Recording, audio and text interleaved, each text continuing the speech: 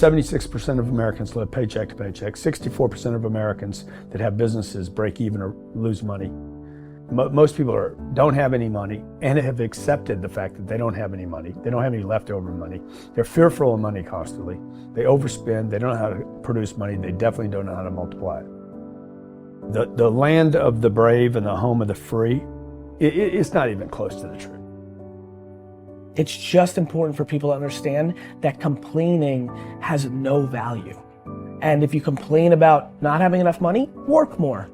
If you complain about not having work-life balance, spend more time on vacationing and your family. It's super simple. Let your actions dictate instead of sitting there and feeling like you're not in control. Poor people say, I can't afford it, I can't do that, I don't have time. It's an escape, you know what I mean? It's easy to say I can't afford it. Oh, I'm too tired. Oh, I can't go to the gym. You know, when you could go to the gym. No, I can't. Truth is, I'm just too lazy to go to the gym. Money doesn't have value, right? And this is an important thing that most people don't immediately understand, is that money itself doesn't have value. Money is a vector for transmitting value. It's how you express value.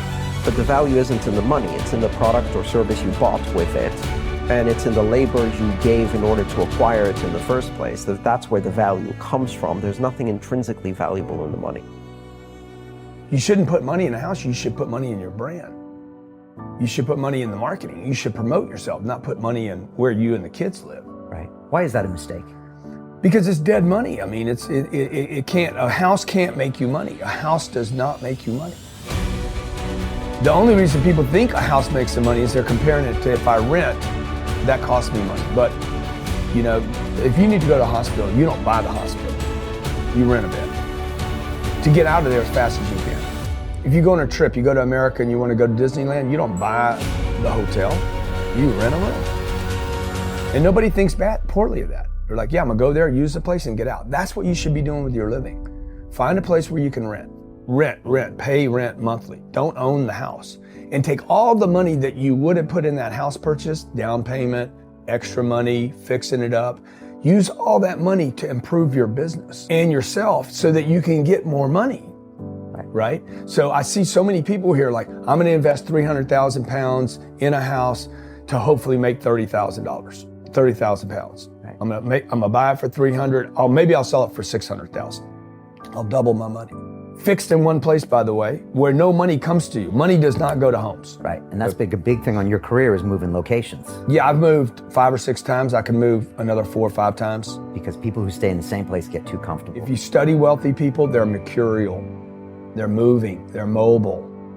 They're not talking, Warren Buffett and Bill Gates do not talk about the home they live in. They talk about the places they're going to. They go meet money, they go meet wealth, they go meet connections. People are stunningly accepting of anything if they actually believe that's the purest form of it. I think I'd be less acceptable if I hedged. I really do. People will accept you. People accept everything. Just be you. Be you, and clearly people react. When you're trying to fake something and you've got bad intent, well then that's visceral and we hate. But I actually think we don't give love to the person that actually knows they have it and they're trying to fake it to conform. Hence why I won't adjust to this market all the way, because I don't think I'll be respected. I know what my intent is, so why would I be scared? I want to build the biggest building in town. That's who I am. And you know how I want to do that? By building the biggest building in town. And a lot of people want to build the biggest building in town, and you know how they want to do it? By tearing everybody else's building down. Poverty is passed on. It's taught in your families. And middle class is taught in families. And so the people right now who are sitting at home, who are struggling financially or worried about money or unhappy, they may be making a lot of money, but unhappy with what they're doing, it was probably taught to you. You know, your super ego was taught, get a job, work hard, or you'll never be rich, or the rich are evil, or whatever. And until you change your mindset, Correct. Money won't help you, right? Correct. And we see that with people that win the lottery, people that make more money, they still have the same problems. Right. Because they have that poor man's soul. Right. If you're poor, you'll always be poor. That's really hard for people to Yeah, understand. the money will disappear that fast. Just like most pro athletes, they make millions of dollars, and 65% are bankrupt 5 years later. It's because they come from poor families. Now you tell them that, they get very angry at you. It's the rich fault. It's you guys ripped me off, and government ripped me off. But unfortunately, what Mr. Lipton was saying, it's passed down genetically. That's the frightening. And it's interesting when you commit to something, little gifts just start automatically showing up. It's a phenomenal thing. It's happened my whole career. When I fully commit, somebody will bring me something. And then look, then keep your eyes open. And by the way, the package may come wrapped in a package you weren't thinking about. Hard work. Or like a voice, or like a person, or maybe from a different direction than you thought, or an offering where you're like, you read something about this and that's not the thing. Like all throughout my career, it's come in weird kind of ways. If you ask for help, and somebody shows up at the door, maybe invite them in, regardless of what the packaging is or what you've heard about it or whatever. That's really been beneficial. Okay. How old are you? 44. I'm 40. Do you know how young we feel? When you were 26, did you ever think that this is what 44 felt like? No. You thought that was finished? Yeah. How old are you? Like, you think a 40-year-old, like when I was 25 years old, I thought a 40-year-old was finished. I don't even feel like I'm starting.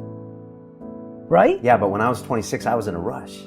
I understand. And all of those guys and girls on the streets last night, when you say that to them, like their face kind of goes blank, because all the stuff they watch, MTV, music videos, it's all about the bling now, and the this now, and the this now. And MTV's tamed. You start following people on Instagram, and it's a disaster. They're all pushing it's all about champagne and private planes, and you can get it too, and just sign up for my course, and everybody's falling for it. So I'm coming out, and first of all, I want to be historically correct.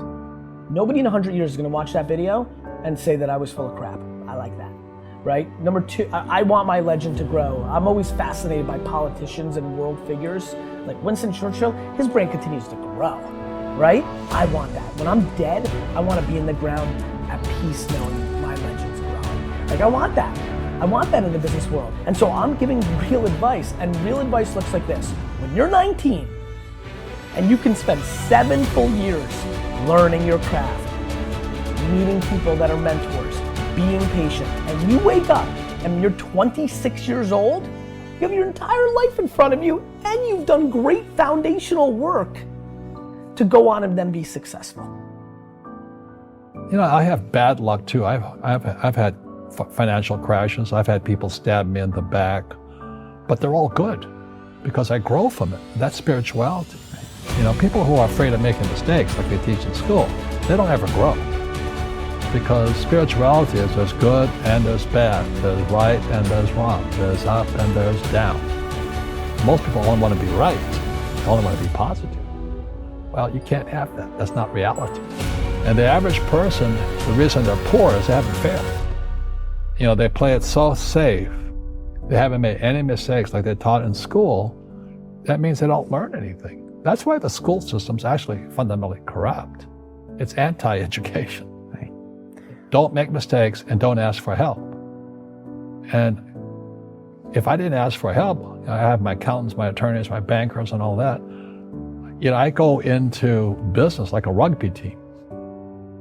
Boom, boom, and we kick butt. But the average guy is standing there, I'm an A student, I'm going to do this all on myself, and a bunch of rugby players run you over, and you go, well, they're not playing fair.